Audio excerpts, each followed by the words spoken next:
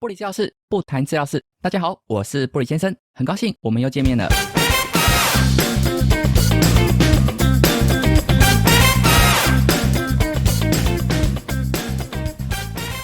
话说，布里先生我最近在学日文，但没有任何语言天赋的我，看到麻烦的日文，不自觉瑟瑟发抖，冷汗直流。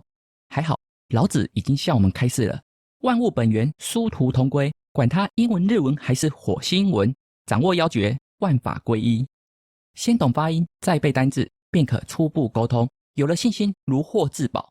接着面对文法或句型，就能披荆斩棘，手到擒来。人体问题亦是如此，先学结构，再懂肌肉。有了初步解剖见解，一旦面对病理征兆，就能慧眼看出问题。不出手则已，一出手药到命除，而不是药到病除。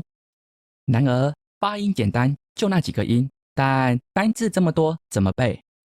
别怕，生活单字500个，多的需要再背。肌肉也是，全身上下639块，常出问题51条，多的以后再学。截至目前为止，我们已经介绍7条，离终点还有段距离，但我相信假以时日，终会抵达。应该吧。那今天要分享哪一条呢？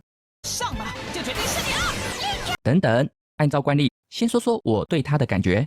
它是人体中最宽广的肌肉，覆盖面相当大，近整个背部的3/4，功能性十分强，稳定脊柱，活动肩部，协助呼吸，样样包办。如此强大的忍者，我们怎么可以不认识它呢？它的名字就叫背阔肌。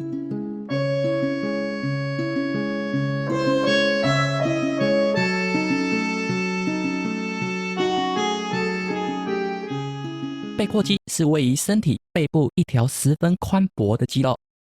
天赋异禀的它有4个起点，分别是： 1. 胸椎第7节到第12节的棘突，还有胸腰筋膜； 2. 髂棘的后1/3； 3. 第9到第12根肋骨； 4. 肩胛骨下角。此处我们先用力记住这4步起点，接着会朝肱骨走行，终止在肱骨上的节节间沟。单就肌肉的分布与走向，它执行的动作可谓相当单纯，就肩关节的内收、内转还有后伸。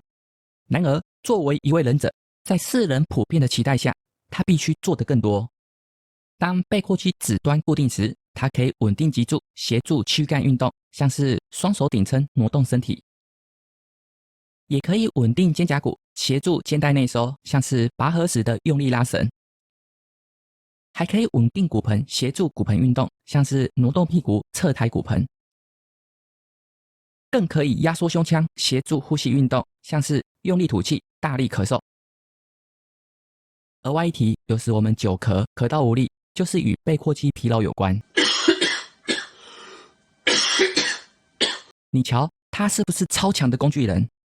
只是啊，忍者的结局通常要不多劳就是过劳，一旦他累垮，会发生什么事呢？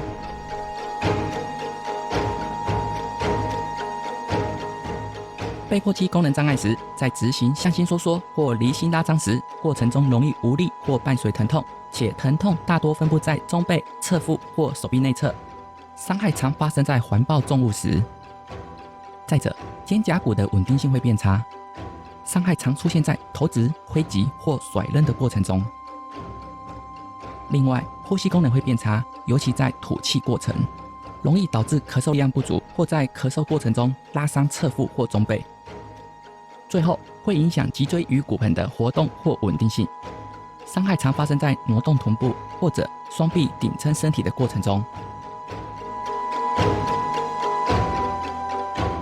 那么背阔肌在什么情况下容易发生功能障碍呢？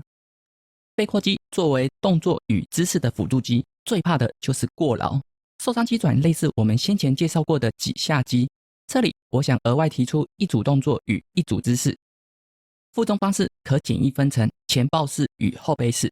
如果物体轻、体积小，前抱式是最快速直觉的方式。不过，一旦物体变重或体积变大时，后背式就会成为负重的首选。怎么说呢？我们一起来看。后背式更可以将背脊打直，而且发力肌群更处于自然位置。尤其是背阔肌，如果拱背姿又要环抱重物，自然容易拉伤肌纤维。